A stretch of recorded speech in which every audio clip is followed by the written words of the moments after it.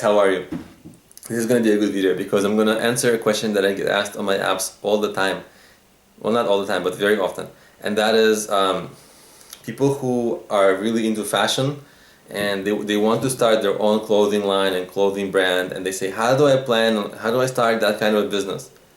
And the first thing they immediately ask me is, can you please point me to where I can get thousands of items printed, right, at a good price? And right away I know that we gotta step back, and we gotta come back, and we gotta start from the beginning. So printing stuff is expensive, and you need to know whether you're gonna be able to sell that stuff. And it's difficult to know because you don't have a big research department. I mean, for many reasons it's difficult to know. So what you want to do is you kind of want to get a sense, a feel of how this thing will sell.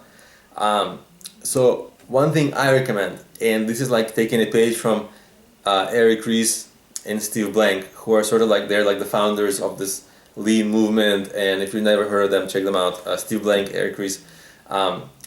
In what they always kind of talk about is creating a sort of a, like testing out the waters in a way before you really jump in, and continuously test and see whether your product, whether it's clothing or whatever, if that's going to resonate with the customers as you think that it will. And the way to do that is by literally, they even have this phrase like, go outside the building. You literally go outside the building, and even before you print stuff, because printing stuff is expensive, that's risk that you take with money that you may not have a lot of, right?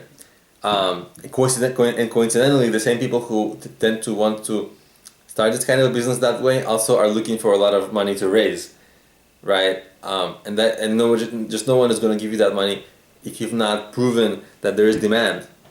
Even if you have proven that there's demand, it's hard to get money, but there's absolutely no one who will give you money if you have not shown that there's demand, because you're just going to waste their money printing stuff nobody wants.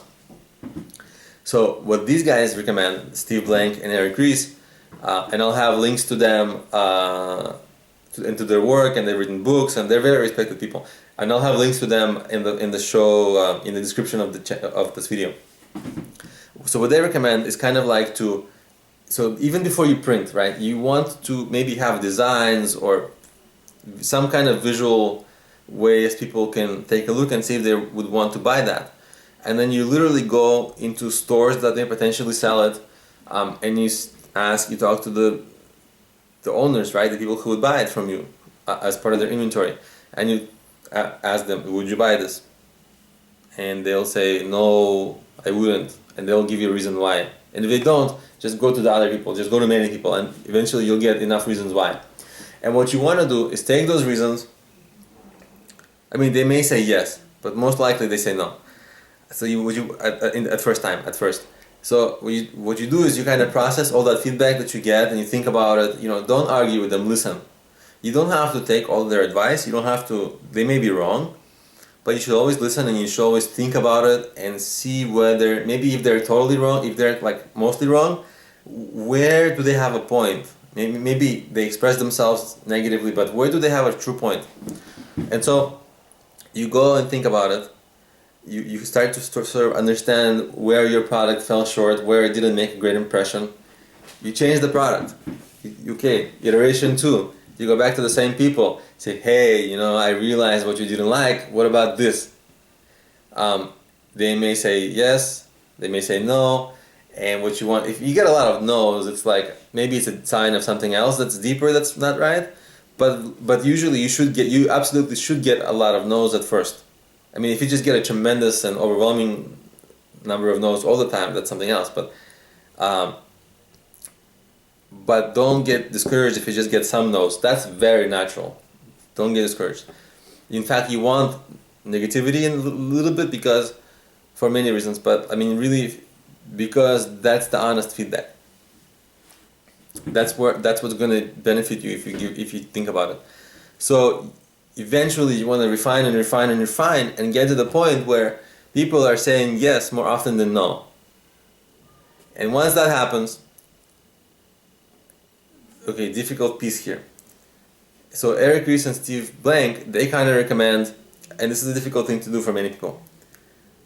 Okay, if people start saying yes, they like it, what you do is say, okay, well, would you mind, can I sign you up for an order when it's ready?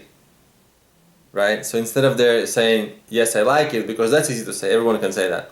I like it. But it's a very different thing to say, hey, here's a paper, would you sign the order and would you pay me in advance? Or something like that, right? Can you sell them?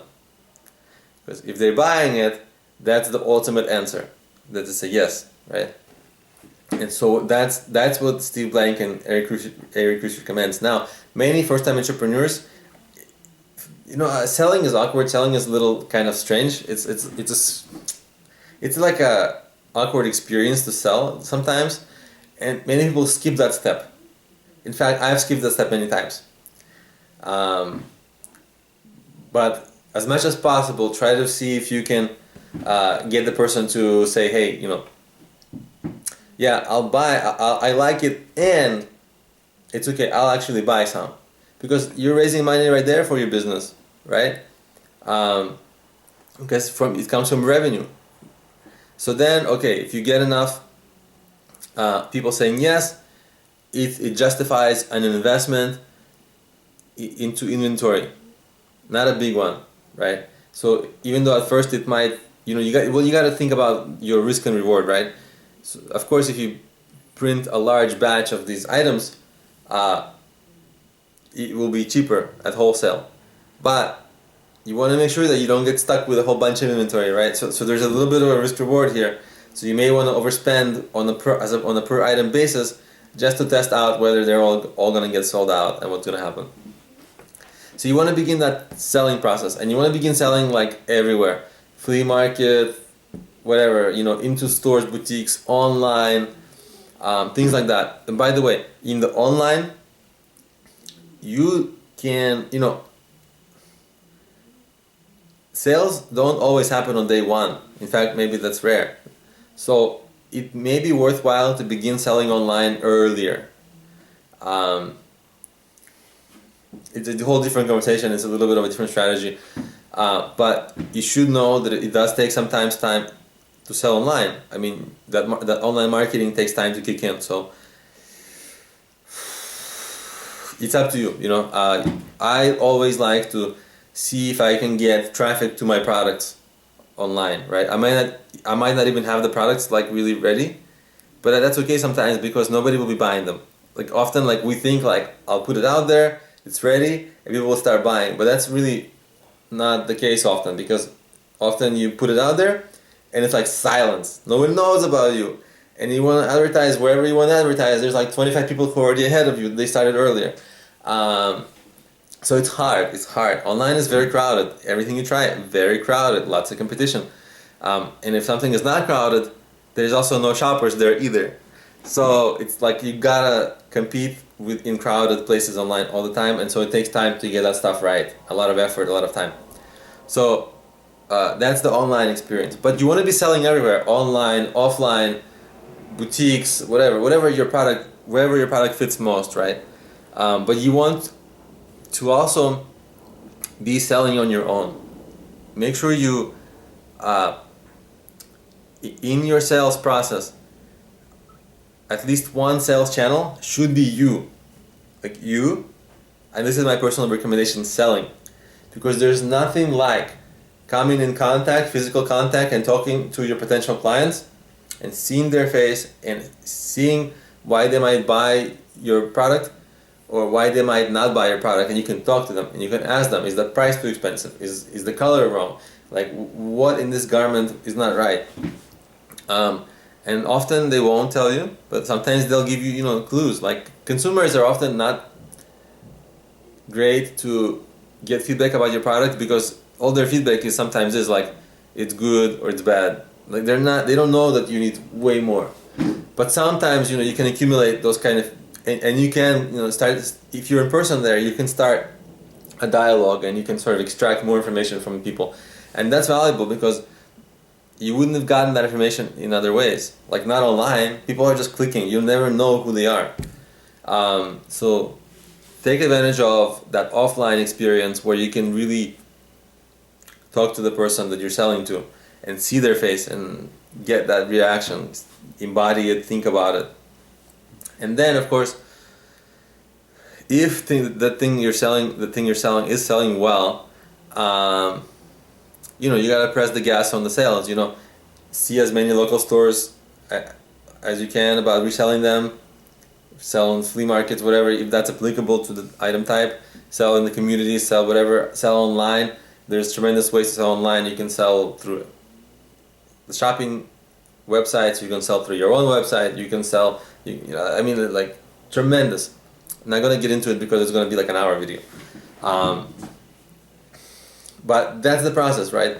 So, and the way that you know that your business plan for this works is actually by sort of testing out. You see step by step, and actually you can write that business plan, but it's the thing is that if you're creating clothing, you simply do not know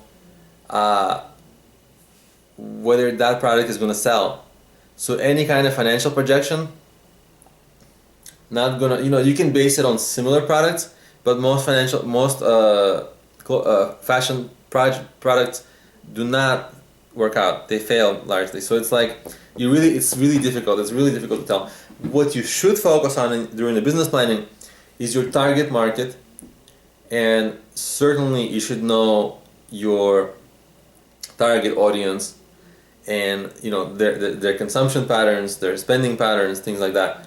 You certainly should know them, and you should certainly know how to promote stuff to them. But marketing a product, it's commoditized. Everybody who's like a mid-level or expert level marketer, they'll tell you the effective ways to market a product. That's not a problem. And of course, the implementation is harder than the theory. But still, it's known how to sell products. What's not known is if your product will sell. And you got to get to that point. And that's the most important point in my view. And that's how that would be my recommendation for how to approach business planning and business starting if you are trying to make a fashion product. See if I forgot something.